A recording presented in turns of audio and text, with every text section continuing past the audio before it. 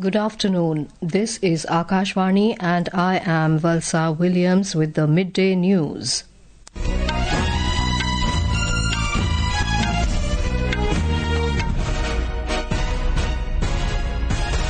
The headlines: India and Ghana decide to elevate their ties to level of comprehensive partnership. Prime Minister Narendra Modi to address Ghana's parliament this afternoon. External Affairs Minister Dr S Jaishankar questions Western nations for not supporting India's position on terrorism, calls for unified global response against terror menace. Government reimposes restriction on social media accounts of several Pakistani actors and cricketers after brief access. 63 people dead in rain-related incidents in Himachal Pradesh over the last 12 days. IMD issues flood warning for 6 districts in the hill state. And in cricket, India to resume its first innings on day 2 of second test against England in Birmingham this afternoon. Prime Minister Narendra Modi will address Ghana's parliament this afternoon and hold an interaction with the Indian community in Accra. On the second and last day of his tour to Ghana, Mr. Modi will also visit the Nkrumah Memorial in Accra, which is the spot where Kwame Nkrumah made the declaration of Ghana's independence. Earlier, Prime Minister Modi and Ghana President John Dramani Mahama held delegation-level talks, and the two nations agreed to elevate their ties to a comprehensive partnership. Prime Minister Narendra Modi reaffirmed that New Delhi is a co-traveller in the African nation's development journey. They discussed expanding cooperation in trade, investment, agriculture, digital technology, capacity building, infrastructure and people-to-people ties. 4 MOUs in the fields of culture, standards, Ayurveda and traditional medicine and a joint commission mechanism were signed between the two countries. Both leaders welcomed growing bilateral trade and Indian investments in Ghana and also spoke of defence and security cooperation. हम एक मत है कि आतंकवाद मानवता का दुश्मन है। आतंकवाद के खिलाफ हमारी लड़ाई में सहयोग के लिए हम गाना का आभार प्रकट करते हैं। इस संदर्भ में हमने काउंटर टेररिज्म में आपसी सहयोग को और मजबूत करने का निर्णय किया है। पश्चिम एशिया और यूरोप में चल रहे कॉन्फ्रेंस को लेकर हम दोनों ने गहरी चिंता व्यक्त की है। हमारा मानना है कि युद्ध का युग नहीं है, डायलॉग और डिप्लोमेसी से ही समस्या का समाधान होना चाहिए. Later, Prime Minister Modi received the National Honour of Ghana, Officer of the Order of the Star of Ghana, from John Mahama in recognition of his distinguished statesmanship and influential global leadership. Let's now go live to our correspondent Alok Rai for more updates. Alok, what are the major takeaways of the Prime Minister's visit to Ghana so far? Well, Valsa, I'm right here at the Kempinski Hotel where Prime Minister is about to start his community interaction. There's a sizable Indian community here numbering around 15,000. Well, the visit has been a historic one in the sense that PM Modi became the first Prime Minister to visit Ghana in last 3 decades. And the relationship has certainly advanced to a comprehensive partnership wherein there have been many developments, like a vaccine hub is being explored. Then there is a joint commission at the Foreign Office level where there'll be regular interaction between the two countries.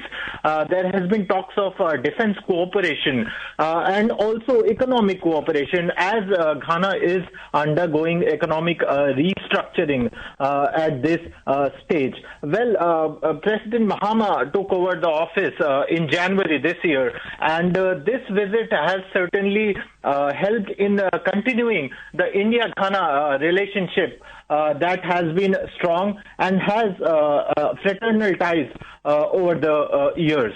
Yes, Valsa. Right, Alok. Thank you for bringing us those details. Prime Minister Narendra Modi will arrive in Trinidad and Tobago tonight on the second leg of his 5-nation visit. Mr. Modi will hold talks with the President of Trinidad and Tobago, Christine Carla Kangaloo, and Prime Minister Kamla Persad Bisesar, and discuss further strengthening of bilateral relations in Port of Spain. During his visit, Prime Minister Modi is expected to address a joint session of the Parliament of Trinidad and Tobago and also scheduled to address the Indian diaspora. Cricket serves as a potent form of soft power between India and Trinidad and Tobago, with the Queen's Park Oval in Port of Spain at its heart. The stadium saw the rise of Sunil Gavaskar and laid the foundation stone for Brian Lara. We have a report. Established in 1986, this historic ground has witnessed numerous memorable matches, including India's record-breaking chase of 406 runs in 1976, showcasing India's resilience. The ground is famous for witnessing a record-breaking double century by Sunil Gavaskar in 1971, as well as his debut in Test cricket. The oval's pitch, favourable to spin bowling, and the enthusiastic support from Trinidad's significant Indian diaspora have made it a favourable venue for Indian cricketers. Beyond the matches, the stadium symbolizes the enduring cultural and supporting ties between the two nations, reflecting a shared passion that transcends borders. Sakshi Singh, Akashvani News, Port of Spain, Trinidad. In an exclusive interview with Akashvani, High Commissioner of India to Trinidad and Tobago, Dr. Pradeep Rajpurohit, touched on various aspects of Prime Minister Modi's visit to the country. The preservation of the cultural and ties and the festivals and way of life of our country in this part of the world, so far away, and that is indeed incredible. On this occasion, and being so much Indian culture rooted in this landscape of the country, visit of Honorable Prime Minister of India to Trinidad and Tobago is a momentous occasion in their history.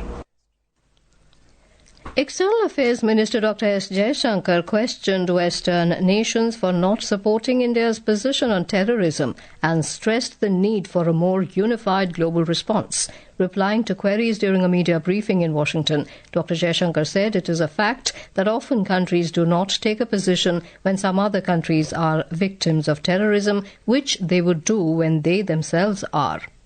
On the terrorism issue, again, it is a fact that often countries do not take a position when some other country is a victim of terrorism, which they would do when they themselves are. We have, in that respect, honestly been much more consistent and principled. That we have, when terrorist incidents, attacks happen elsewhere, outside India, we have largely followed the same position that we have taken when they have happened in India, which is why it's important to speak up and which is why it's important to carry them with us. The government has again banned social media accounts of several Pakistani actors and cricketers in the country. Sources said the accounts were briefly accessible due to technical reasons. In May this year, the government had blocked several Pakistani YouTube channels and social media accounts for spreading anti-India propaganda and provocative content. They include Instagram accounts of actors Sabah Qamar, Ahad Raza Mir, Yumna Zaidi and Danish Taimur, and YouTube channels of cricketers Shahid Afridi and Shoaib Akhtar. This is Akashvani giving you the news. For quick news updates around the clock, follow us on our X handle at AIR News Alerts. And for details of stories and more, log on to our website www.newsonair.gov.in and download News on AIR app. Welcome back to the Midday News. Heavy rainfall, cloudbursts, flash floods and landslides have severely disrupted normal life across Himachal Pradesh. Since June 20th, rain-related incidents have claimed 63 lives, injured 109 people, and 40 individuals are still reported missing. The Met Department has issued a yellow alert for heavy rainfall at some places in the state today and tomorrow. The southwest monsoon remains intense over Himachal Pradesh, with heavy rainfall lashing most parts of the state, including the capital Shimla last night, and weather conditions continue to remain unfavorable today as well. In Kullu district, a flash flood near the snow gallery has disrupted vehicular movement on the Manali-Kelong-Leh highway. According to Manali DSP KD Sharma, traffic towards Kelong is currently being diverted through the Rohtang Pass. Meanwhile, the Border Roads Organization is working to restore the route. On the other hand, Mandi district has been the worst hit, with multiple incidents of heavy rain, cloudbursts, flooding and landslides. 11 people have died in Mandi district alone and 34 others are still missing. Relief and rescue operations are underway in the affected areas. The Meteorological Department has issued a yellow alert for heavy rainfall at some locations in the state today and tomorrow. Flood warnings have also been issued for the next 24 hours in Kangra, Mandi, Hamirpur, Shimla, Sirmaur and Solan districts. Ritesh Kapoor, Akashvani News, Shimla. Heavy rain triggered landslides in Uttarakhand, blocking roads including the Char Dham Yatra route. Over 40 Kedarnath pilgrims were stranded near Sonprayag last night but were safely evacuated by SDRF. More from our correspondent. Landslides triggered by heavy rain have disrupted the Char Dham Yatra in Uttarakhand. Over 40 Kedarnath pilgrims were stranded near Sonprayag last night but were safely rescued by SDRF. The pilgrimage is currently paused and the devotees have been kept safe in Sonprayag. Roads to Gaurikund, Badrinath near Umvatta, Gangotri at Bhatwadi and Yamunotri at Silai Band, Ojri and Banas are blocked. More than 100 rural roads across the state are also closed. Efforts are ongoing to restore all roads as soon as possible. Meanwhile, the Met Department has also forecast more rain over the next 2 days. Santosh Thapriyal, Akashvani News, Dehradun. The Indian Meteorological Department, IMD, has forecast heavy to very heavy rainfall at isolated places over Arunachal Pradesh, East Madhya Pradesh, Gujarat, Himachal Pradesh, Nagaland, Manipur, Mizoram and Tripura today. Talking to Akashvani News, Senior IMD scientist R.K. Jenamani said a red alert has been issued for extremely heavy rainfall over Konkan, Goa, Madhya Maharashtra, East Rajasthan and Karnataka today. Heavy rainfall continuing over East Rajasthan and also Konkan, Goa, Madhya Maharashtra and whole Karnataka. And if we see, we have red color warning for all these areas because monsoon has been very, very active. Mumbai also getting this hour. Mumbai we are continuously updating, but conditions are favorable Mumbai to get the heavy rainfall. Now coming to the further area, the Himalayan like Himachal Pradesh and other, they may get isolated heavy rainfall, but there is no red color warning. Coming to eastern part of India, mainly Odisha and East MP, they have orange color warning. Further, Gujarat also has orange color warning for next 2 days. But red color warning we have issued for extremely heavy rainfall for Konkan, Madhya Maharashtra, East Rajasthan and Karnataka. Regarding the national capital Delhi, we are predicting mainly light rain or very light rain, the passing shower may happen actually. Meanwhile, the annual 38-day Sri Amarnath Yatra that formally commenced today is going on smoothly from twin routes of Pahalgam in South Kashmir's Anantnag district and Baltal in Central Kashmir's Gandarbal district. We have a report. Over 3,000 devotees were allowed towards Chandanwari on Pahalgam route early today morning. More than 9,000 pilgrims were allowed from Baltal Gandarbal base camp towards Sacred Cave Shrine. Yatris were seen very happy, delightful and content over all kinds of arrangements, facilities and secure environment all along the twin routes. Lakhs of devotees from across the country are expected to pay obeisance this year at 12,756 feet high holy cave in the Himalayas in Kashmir region. Elaborate foolproof security arrangements have been put in place for the safe, seamless and secure pilgrimage. Meanwhile, a fresh batch of over 5,000 pilgrims including men, women, children, sadhus in 238 vehicles were flagged off from Bhagwati Nagar base camp in Jammu today morning. These yatris will reach their respective base camps by this evening. Tariq Rawat, Akashvani News, Srinagar. After an overnight halt, the search operation resumed this morning to neutralize the terrorists in a dense forested area in Kishtwar district of Jammu and Kashmir. An encounter broke out between terrorists and security forces in the area last evening when police, the army and CRPF launched a search operation following specific information about the presence of terrorists.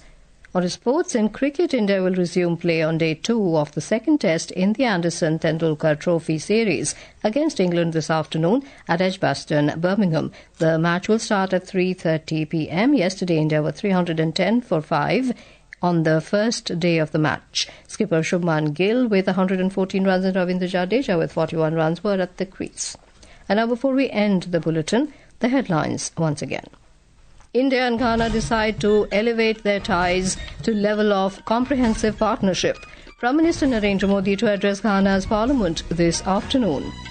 External Affairs Minister Dr S Jaishankar questions Western nations for not supporting India's position on terrorism, calls for a unified global response against terror menace. Government reimposes restriction on social media accounts of several Pakistani actors and cricketers after brief access. 63 people dead in rain-related incidents in Himachal Pradesh over the last 12 days. IMD issues flood warning for 6 districts in the hill state. And in cricket, India to resume its first innings on day 2 of second test against England in Birmingham this afternoon. And with that, we end the midday news.